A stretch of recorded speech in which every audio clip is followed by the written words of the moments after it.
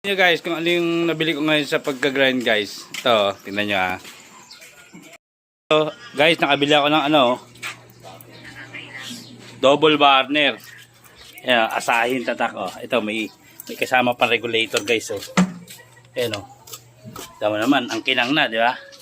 Bagong pintura na yan. Oh. Ayan, ang kinang na, bagong pintura na yan. Ito yung pintura, oh. Silver.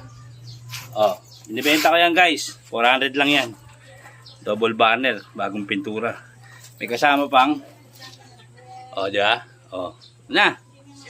A few inches later. Natin kalan binili ni Utol Boy at Tibong ko, ayan sadali na natin. From scrap to cast. Tayo ni Boyet guys, ito kakatok na tayo. Antid na natin yung kalan, ayan From scrap to cast. 2 hours later. Kaboyet. Tao po. Ito na po yung kalan. Tao po.